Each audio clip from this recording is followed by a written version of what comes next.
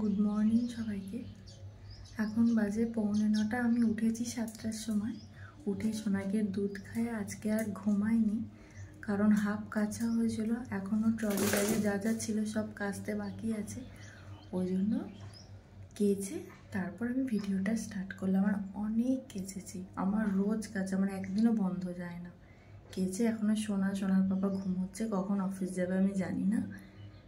আমি কাঁচা হয়ে গেছে যেহেতু, আমি তারপর ঠিক করেছি যে রান্নাটাও করে নিই তাড়াতাড়ি। অনেকে আছে এক জামা 2 দিন 3 দিন পরে তারপর কাচে, কিন্তু এক জামা আমি এবেলার জামা ওবেলা পরাই না। রান্না চাপিয়ে দিয়েছি। আর এই দেখো, এখানে ক্যাপসিকাম, পেঁয়াজ, ধনেপাতা কুটে নিয়েছি।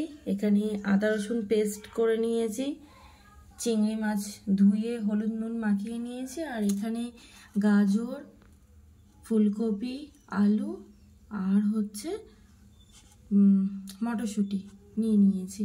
এবার আমি রান্নাটা করে নেবো। আর আমার ভাতও হয়ে গেছে। এখানে আমার রান্না হয়ে গেছে। আর এই দেখো ভাত, ফুলকপির তরকারি।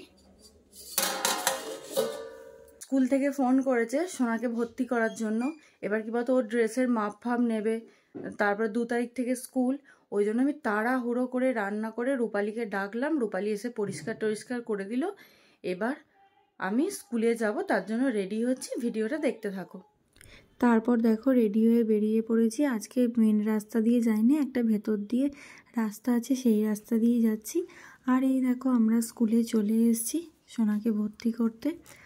আর এই যে সোনা ওর পাপার কোলে, আর স্যার ফর্ম রেডি করছে। ফর্মটা ফিল আপ করতে হবে, করে তারপর আমরা টাকা জমা দিয়ে আমরা মায়ের বাড়ি যাব। মায়েরা আজকে বেড়াতে থেকে ফিরেছে, মায়ের বাড়িতে একটু দেখা করব, করে তারপর আমরা বাড়ি চলে যাব। আর তোমরা তো সবাই জানো কালকে ক্রিসমাস, আর ক্রিসমাসের কিছু জিনিসও কিনতে হবে। আর এই দেখো মায়ের বাড়ি এসে ভিডিও করিনি, একটুখানি ছিলাম। তারপরে একটু থেকে খাওয়া দাওয়া করে, আর এই দেখো মা ওকে কোলে করে আনছে, অনেক দিন পর দেখেছে না, ওই জন্য মা ওকে ছাড়তে চাইছে না। তারপর বাবাও আসছিল। আর এই দেখো ক্রিসমাসের জন্য দোকানটায় চলে এসেছি, অনেক কিছুই আছে। আর সবাইকে অ্যাডভান্স মেরি ক্রিসমাস। সবাই তো জানো কালকে বড়দিন, একটু টুকটাক কেনাকাটা সবারই থাকে। আর তারপর চলে এসেছি মন জিনিসে সোনার জন্য কেক নিতে। ওর দাদুভাই টাকা দিয়েছে কেক কেনার জন্য, আর ওই জন্য ফ্রুট আর নাট ওই একটা কেক নিয়ে নিয়েছি। ও আবার কি বলতো, উল্টো পাল্টা কেক খেতে চায় না, একটু ভালো কেক না হলে ওকে আমরা দিইও না। তারপর তো দেখলে কেনাকাটা করে বাড়ি চলে এসেছি। এসেই দেখছি বৃষ্টি পড়ছে, জামা কাপড়গুলো তুলে নিলাম। তুলে নিয়ে গাছগুলো একটু জল দিয়ে দিলাম। গাছগুলো দেখেছো কত সুন্দর হয়ে গেছে, সার পেয়ে বড় হয়ে গেছে গাছগুলো।